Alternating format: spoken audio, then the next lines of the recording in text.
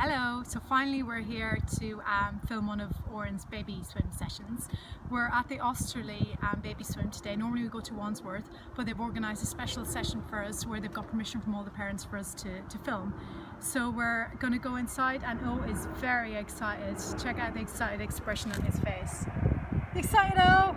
Swim time! So yeah, we're going to go inside and we'll meet you in the pool. It's so fun, fun, fun. It's not right, it's not wrong. It's just what we built it on. What we built our city on. A big scattered brainstorm. I'm all spun. Is this what we built it on? What we built our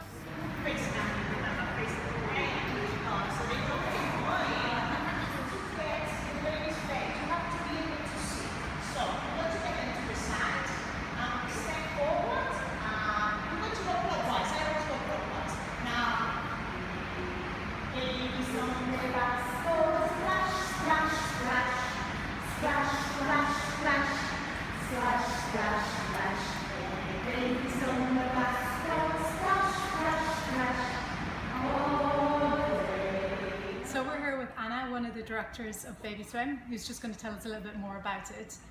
So Anna, first of all, can you tell us a bit, just sort of general information about, where the classes take place, how much they cost, that sort of thing? At the moment we have two centres because we build our own swimming pools, so we don't rent any swimming pool time, and we have two centres. The Osterley one, that is the one we are, that is in West London, and we have lessons from Monday to Sunday. The price is going between 129 for the weekdays for 10 lessons and 159 during the weekend for the 10 lessons. And after we have the latest one is South West London, that is Wandsworth, and in that one the prices are a little bit higher, and we have 149 during the week and 169 of the weekend. So and that's how many people do you have signed up for these? This term has been, we have increased a little bit the hours in the ones with swimming pool because we have the demand. We have a lot of people in the waiting list. So we're teaching, usually we have about 1,000, in between 1,300 1,400 people a week, every term. So yeah, we have that kind of people. And what is it about the pools? Like, why should people bring their babies to Baby Swim rather than just taking them to a normal swimming pool? How are these pools designed with babies in mind? There are different things. The most important thing is the temperature, the water temperature. Right. The babies, as you know, it takes until the 4 years of age. They don't regulate the body temperature, so they get cold very quick. So a temperature is supposed to be between 32 to 33. 33 it will be ideal. That is what we have. Other swimming in schools, they guarantee 32 degrees, which is not bad, but 33 should be the water temperature. That is one of the things. As well as specific for babies, the one, for instance, that we are proud is then the low chlorine levels that we have, because we use that was one of the things I liked the idea. We use UV system. So basically what happens is a filtration system, and that is in any swimming pool with that special sand, and all the water goes through there. So the smaller particulates, or the biggest actually, will retain there and kill with the chlorine, very low chlorine levels. And after that water, before they go back to the swimming pool, goes through the UV light. So that is what is going to kill the bacteria that has not been killed before. Yeah. So that is the other thing. Another thing is safety.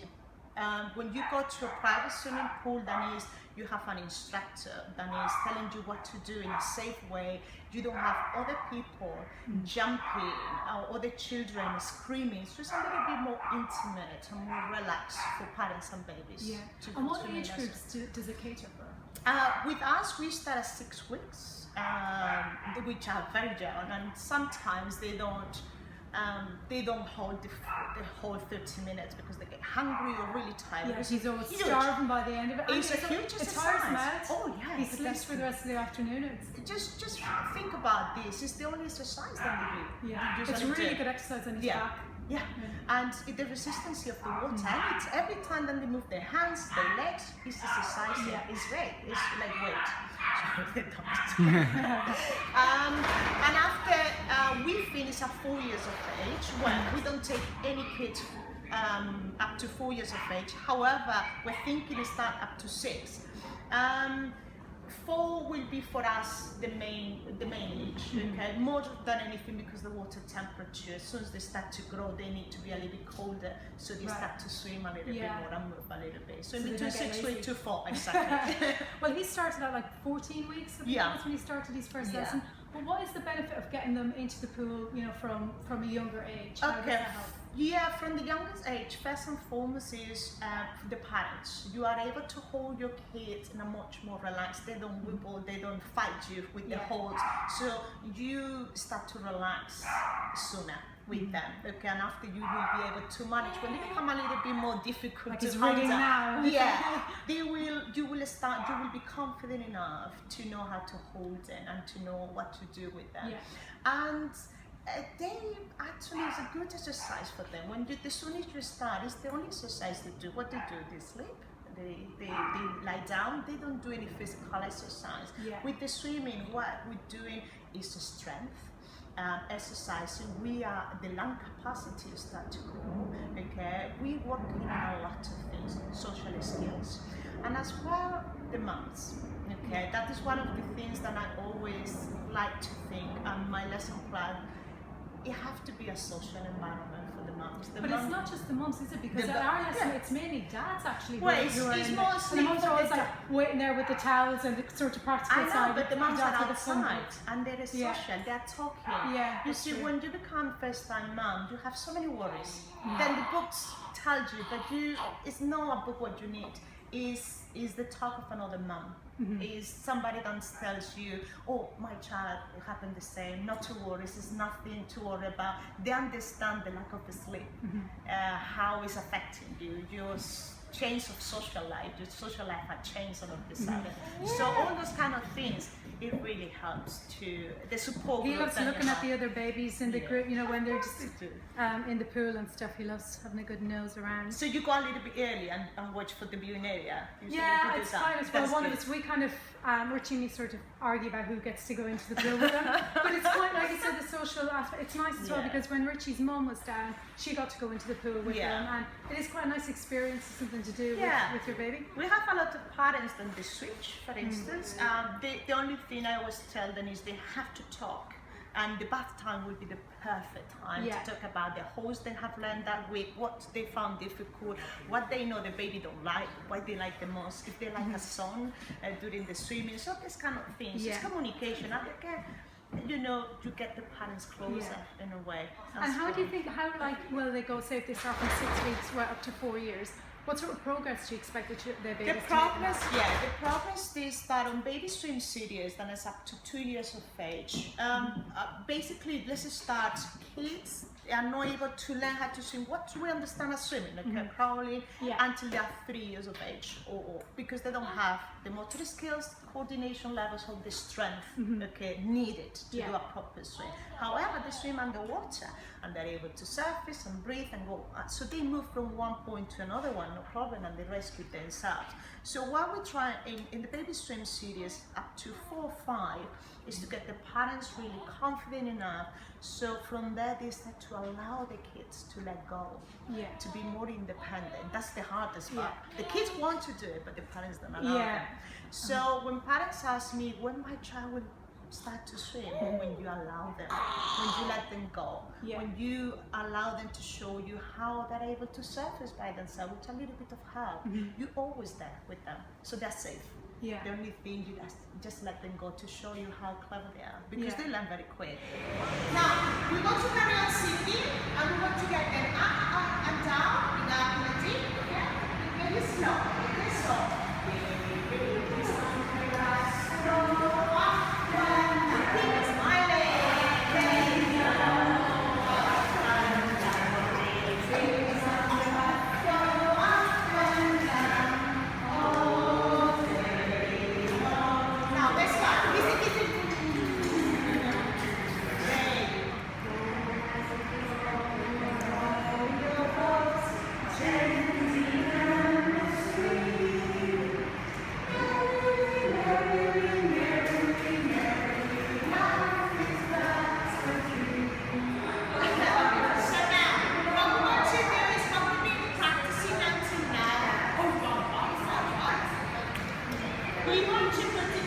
assistant. Do you mind if she's my assistant? You need to be my assistant for the day.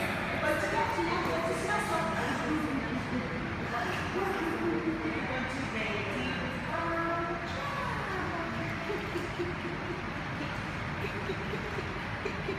There you go, good girl. And we're going to try to get our leg up, yeah? So we can ask them to hold on. Hold on. I know. Hold on. She's hungry. And we 10. And let's go to mommy. There you go. Yay! So just about one thing we're really looking forward to is the photo session at some point, where you get to get these magnificent pictures of the baby underwater, and a lot of them the baby has their mouth open and the eyes. But can you tell me a bit about the sort of swallowing reflex and how you're able to do that? Basically, we get always confused about holding our breath and closing our mouth. We don't need to close our mouth to go underwater and still hold our breath, okay? I don't know if you used to do that when you were a child. You go underwater and you try to say something and the other one has to understand what you were saying, mimic, okay?